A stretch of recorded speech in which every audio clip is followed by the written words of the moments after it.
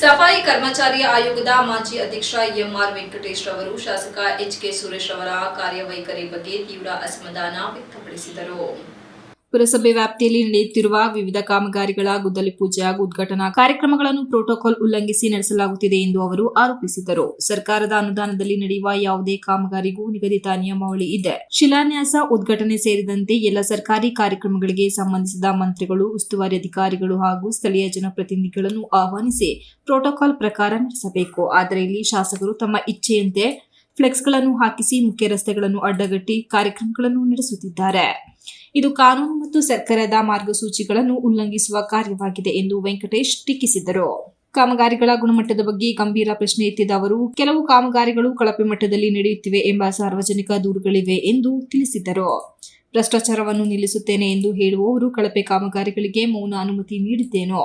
ಗುತ್ತಿಗೆದಾರರ ಪರವಾಗಿ ನಿಂತು ಜನರ ಹಿತವನ್ನು ಕಡೆಗಣಿಸುವುದು ಒಪ್ಪಲಾರದ ವಿಚಾರ ಎಂದು ಆಕ್ರೋಶ ವ್ಯಕ್ತಪಡಿಸಿದರು.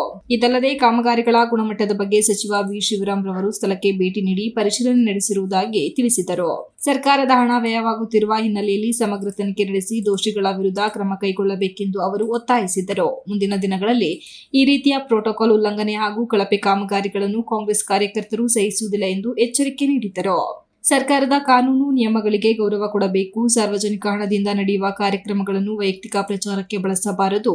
ಜನರು ಜೈಕಾರ ಹಾಕಲು ಅಲ್ಲ, ಅಭಿವೃದ್ಧಿ ಕಾಣಲು ಕಾಯುತ್ತಿದ್ದಾರೆ ಎಂದು ಎಂಆರ್ ವೆಂಕಟೇಶ್ ಹೇಳಿದ್ದರಲ್ಲದೆ, ಇನ್ನು ಇದೇ ರೀತಿ ಮುಂದುವರೆದರೆ ನಮ್ಮ ಕಾಂಗ್ರೆಸ್ ಪಕ್ಷದ ಕಾರ್ಯಕರ್ತರು ಶಾಸಕರ ವಿರುದ್ಧ ಪ್ರತಿಭಟನೆ ನಡೆಸಲಾಗುತ್ತದೆ ಎಂದು ಎಚ್ಚರಿಕೆ ನೀಡಿದರು.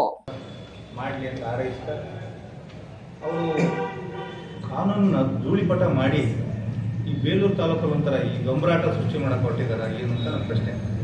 ಯಾಕೆ ಅಂತಂದರೆ, ಒಂದು ಸರ್ಕಾರದ ಒಂದು ನಯಾ ಪೈಸಾ ಖರ್ಚು ಮಾಡುವಾಗ ಅಭಿವೃದ್ಧಿ ಕಾಮಗಾರಿಗಳನ್ನು ಅಧಿಕೃತವಾದಂಥ ಗುದ್ದಲಿ ಪೂಜೆ, ಶಂಕುಸ್ಥಾಪನೆ, ಉದ್ಘಾಟನೆ ಇವೇನು ಮಾಡಬೇಕು ಅಂದರೂ ಕೂಡ ಅದಕ್ಕೊಂದು ನಿಯಮಾವಳಿಗಳಿದೆ, ಪ್ರೋಟೋಕಾಲ್ ಇದೆ. ಸಂಬಂಧಪಟ್ಟ ಸರ್ಕಾರದ ಮುಖ್ಯಮಂತ್ರಿಗಳು, ಉಸ್ತುವಾರಿ ಮಂತ್ರಿಗಳು, ಇಲಾಖಾ ಮಂತ್ರಿಗಳು, ಜನಪ್ರತಿನಿಧಿಗಳು, ಸರ್ಕಾರದ ನಾಮಿನಿಗಳು, ಉದಾಹರಣೆಗೆ ನಮ್ಮ ಬೇಲೂರು ಹಳೇಬೀಡು ಅಭಿವೃದ್ಧಿ ಪ್ರಾಧಿಕಾರದ ಅಧ್ಯಕ್ಷರಿದ್ದಾರೆ, ಈಗ ಪುರಸಭೆಯ ಅಧ್ಯಕ್ಷರಿದ್ದಾರೆ, ಹಲವಾರು ಸರ್ಕಾರದಿಂದ ನಾಮನಿರ್ದೇಶಕರು ಇದ್ದಾರೆ. ಆ ಪ್ರೋಟೋಕಾಲಲ್ಲಿ ಯಾರ್ಯಾರು ಬರ್ತಾರೋ ಅವ್ರನ್ನೆಲ್ಲ ಕರೆದು ಕಾರ್ಯಕ್ರಮವನ್ನು ಮಾಡಬೇಕು. ಯಾಕಿದು ಶಾಸಕರಿಗೆ ಗೊತ್ತಿಲ್ವಾ? Ganesh, TV 46 news Kannada, Belur. You are watching TV 46 News Kannada.